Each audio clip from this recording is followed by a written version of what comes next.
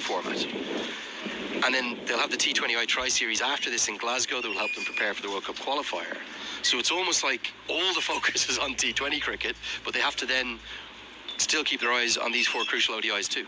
Well, I think Netherlands and Scotland are in a bit of a similar position in that regard, and we saw that coming into this series, that both of them were missing a lot of county players who were unavailable. I know Scotland also had other players who weren't available because of work commitments happening. That's just part of life, certainly for Scotland cricket, where it's just not something where they can rely on having their best players available all the time. But not having their best players available, they've both got their eye on that T20 Europe qualifier. The one thing I do love, though, about the Dutch setup, Ryan Cook, Ryan van Niekerk and Heino Kuhn make up an incredible coaching trio. They never even mention it. They don't talk about the players that are unavailable. They don't talk about the fact that they'd love to have Tim van der Hoogten and Fred Klaassen and Colin Ackerman, and maybe even Shane Snater and others in and around the team. Bas de Leede, of course they would love to have Bas de Leede. But they merely say whoever we've got available have to play the same brand of cricket. They call it a total cricket, or if you're a Ruud Gullit fan, as that's driven, but Powell it does well, I think, in the covers. If you're a Ruud Gullit fan, you could call it a sexy cricket. It's the Dutch total cricket attitude. And what that means is they run between the wickets incredibly well. They do all the 1%ers really well. Their team bonding, their team philosophy is incredibly tight-knit. They're more like a family, really, than an international side. So they make the very most of their ability. Wait till you watch them field. Nepal have a fine fielding side. Maybe the only better fielding team in this entire league is the Dutch team. So they play a brilliant brand of cricket, whoever they have available. So that one's carved away and going to be fielded very well by Lalit Rajbanshi. Keeps it to a single. So it doesn't matter the personnel, they still play that same brand. Well, if you want to talk about sexy cricket, Andrew Leonard, then we'll always keep it very PG here on ICC TV, of course, but sexy cricket to me is, I'll just watch Vikram Singh play those cover drives all day, whether or not they go straight to a fielder or to the boundary. They are just sumptuous to watch, and he really is stylish. So that sort of sexy cricket I'm all in on, Lenny. If you're wondering what we're referring to, Ruud Gullit was a Dutch footballer from the early 90s. Late 80s actually as well, and he became a very good pundit for BBC. They brought him over and loved using him. He had evocative ways of describing things with that kind of famous Dutch accent, and almost the entire population of the Netherlands speaks incredibly good English, but they do always do it in a quite sort of funny accented way. And I don't know, do I have it in me this morning? Maybe I do. Yes, the sexy football is what we play. So something in that vicinity was what Ruud Gullit said in the late 90s. That we've had a bit of a joke in and around the Dutch team, because total football was what Johan Cruyff brought in the late 70s or mid 70s for the Dutch team. And I love the way that they're so proud of representing the Netherlands. They're trying to play their brand of, they call it total cricket, but for a bit of fun. Well, no, it's funny you say that, because it was a couple of years ago, I think Ben Jones from CricViz, of course, the very well-known analytics company that works all around the world in cricket, he wrote a piece about total cricket. I think he was doing it more in terms of how England were playing their ODI cricket a few years back. Beaten the edge on that occasion. But yeah, Ben Jones was talking about a hyper-aggressive... Just get a look at the replay. Sorry, Mel, to cut you off. Oh, how's that missed? Karen Casey, he's up and about, isn't he? End of the 7th, 25 for 2. Yeah, just that concept of total cricket, and I think that has been floating around, so I'm enjoying hearing that the Netherlands are doing it as well, just as we get another replay of that. He's beaten him all ends up. Yeah, Scott Edwards. very lucky.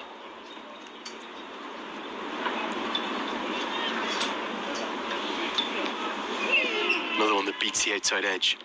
Now, Scott Edwards is a fantastic player of spin, and he is always effective in the way in which he accumulates runs. He tends to score very, very quickly and gets on with it in a way that you would think you blink and he gets to 30 off 30. If he has a slight weakness, it's early in his innings against the moving ball. That's why there's been many speculating, should Edwards be up the order, particularly with no Basteleda in and around the team, although he's been down at number 6. Should Edwards be up at number 3 or number 4? He is in at 4 today. Another one beats the outside edge. That bounces prodigiously off the surface. But Edwards has had much of his success at number 5. That's why he hasn't been getting centuries. He keeps getting 50s because he's not out there long enough. But his game has evolved, hasn't it? He's a much better driver of the ball now. I think many can't believe in the associate game he's not getting more goals in franchise leagues, because his glove work alongside it is exemplary too. But this is a challenge. Cammy and KC getting prodigious movement, and again putting heavily under the microscope of that decision of Edwards to win the toss and bat first.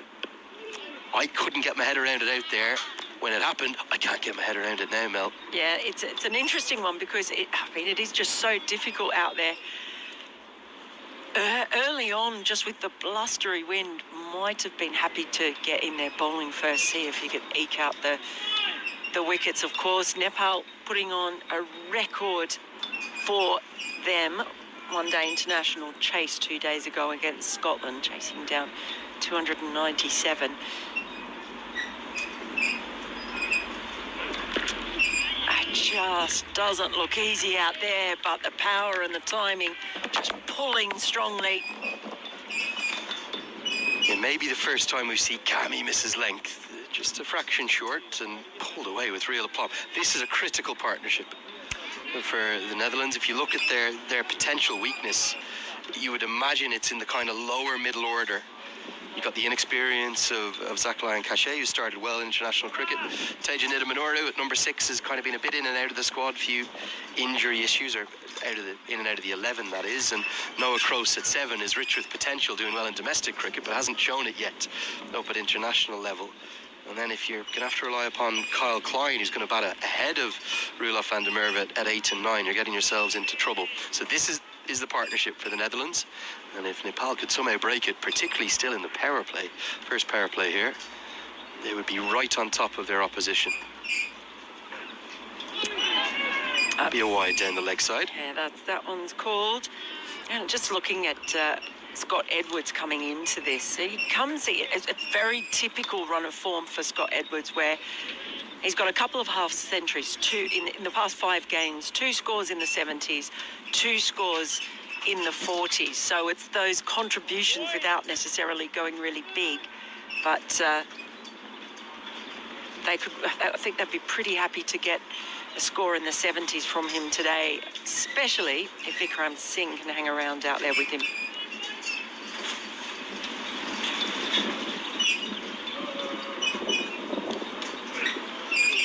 Beauty. Obviously difficult with the angle we have today to tell you exactly what's happening, but looks like there's lateral movement there, to say the least. And I'm sure that wind is helping dramatically with it. I'm just looking at those flags again. If anything, it's got stronger since we showed those to you last time. I don't know if you can hear it as well, but even our marquee around us is creaking and croaking.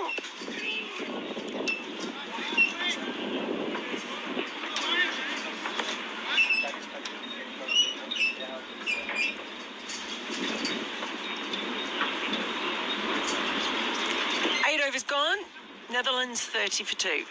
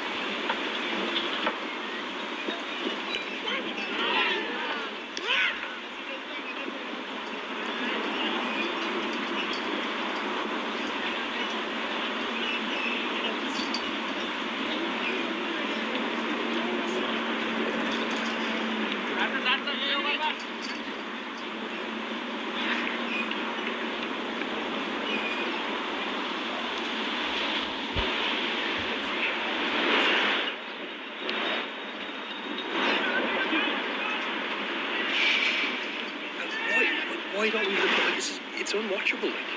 So Karen Casey continuing. He's been terrific so far. Already taken the wicket of Max O'Dowd. Big scalp already. Bowling from the pavilion end. That's beautifully driven. That's another boundary for Edwards. Lovely stroke. Just starting to motor on through the gears now, Edwards. And a big contribution from their skipper today, one would imagine. This partnership crucially important to the Netherlands side.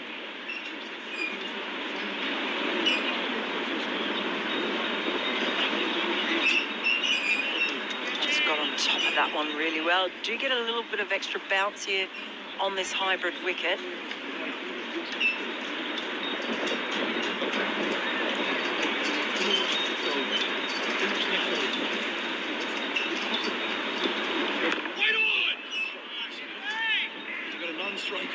This time, fielders cut it off as Edwards aims to play a second shot. I do apologise, we are having a few technical issues today, especially the wind not helping things. It's preventing us from having the usual camera angles. Trying to sort things out as much as we can for you.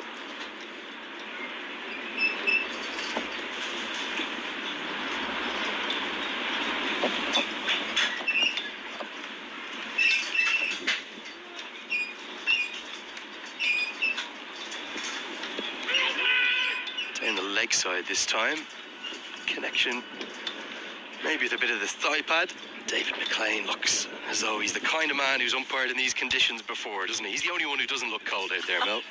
Well, we've got two Scottish umpires out there today, so I don't want to hear any complaining from them. Both of them were out in Rome with me last week, Lenny, so I think all three of us, we were discussing beforehand at slightly different conditions than they were at Roma Cricket Club.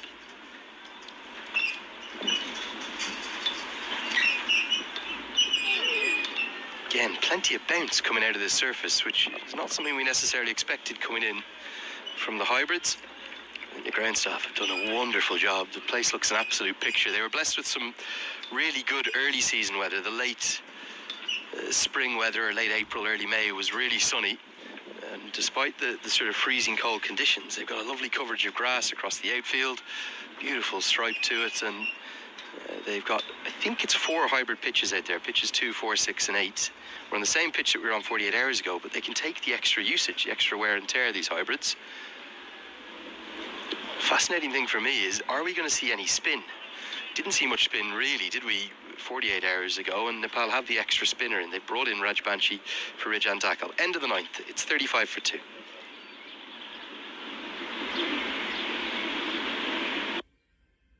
Hey viewers, welcome to my live stream.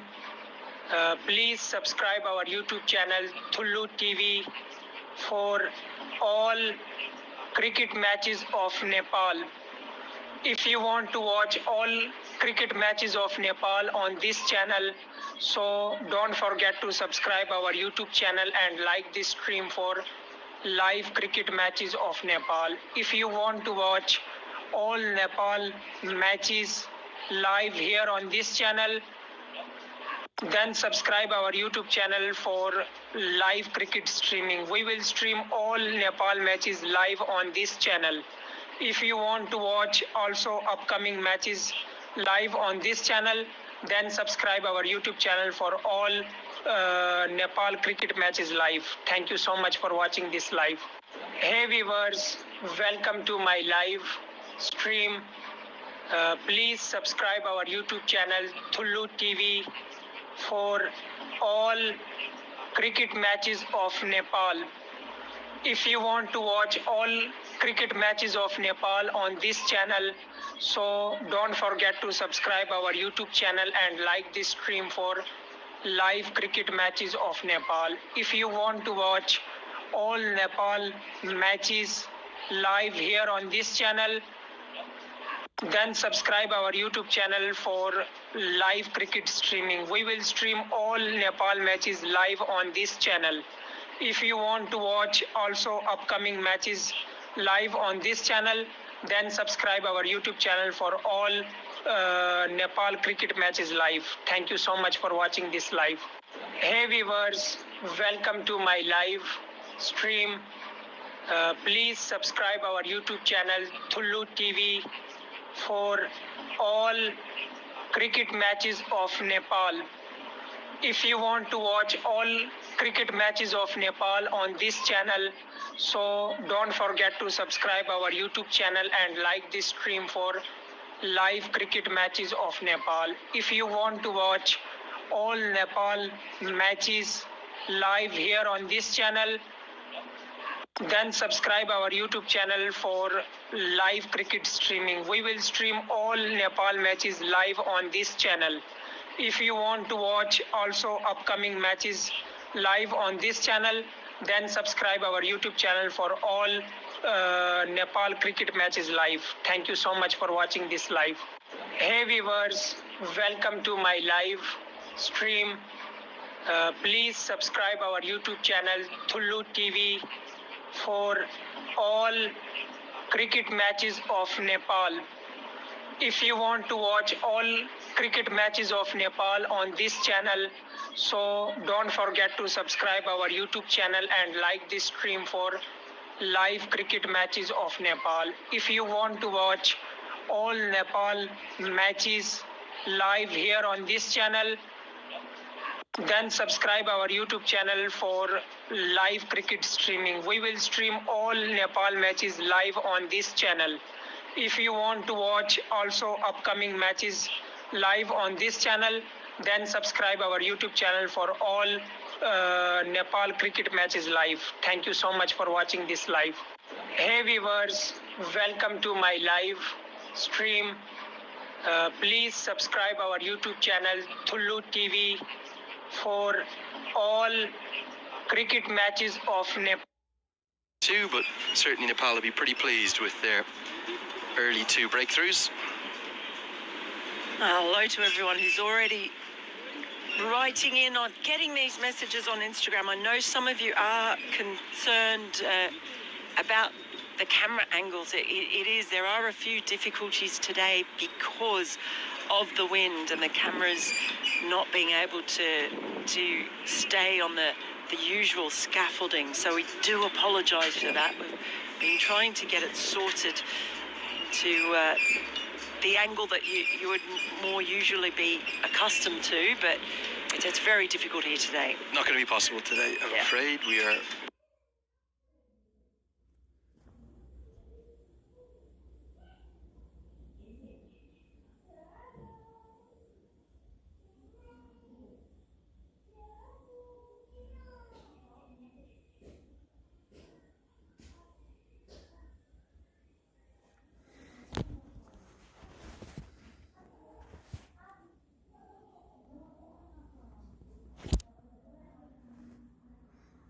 We have what we have for the day. Just that extreme wind warning that we have is meaning that we're going to have to battle away.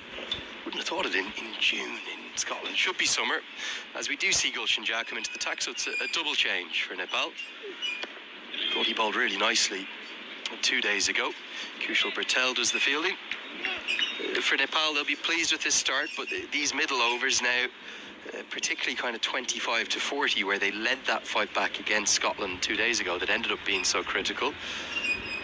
They'll almost approach this in sort of 3 distinct phases remaining: 10 to 25, 25 to 40, and then the third and final power play for the last 10.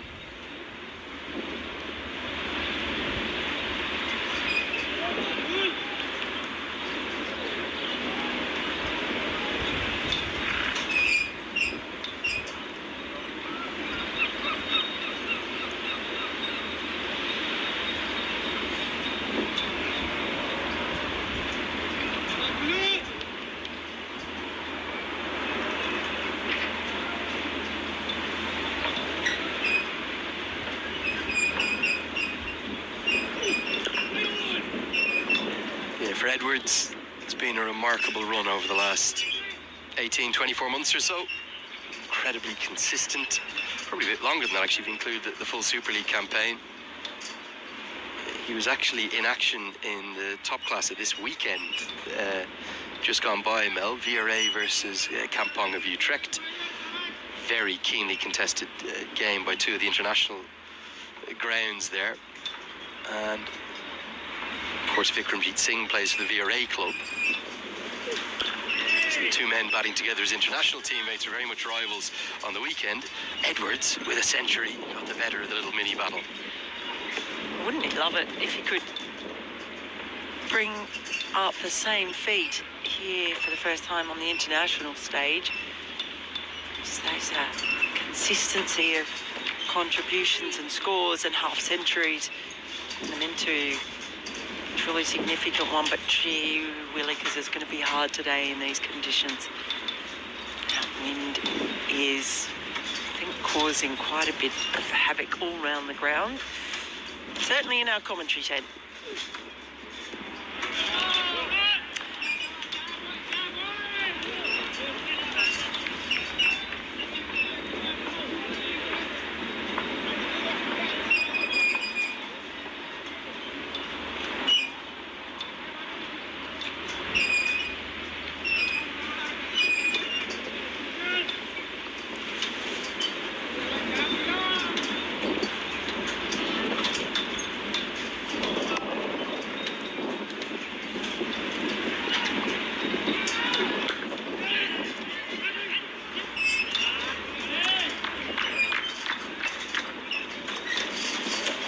Jar bowled very tidily against Scotland a couple of days ago, 3 overs, none for 14.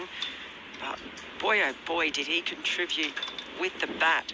Tremendous batting by the 19-year-old, 42 off 30, that crucial partnership with Karan Casey that really brought Nepal back into the game. It looked like they were all almost done and dusted. They'd lost a 7th wicket.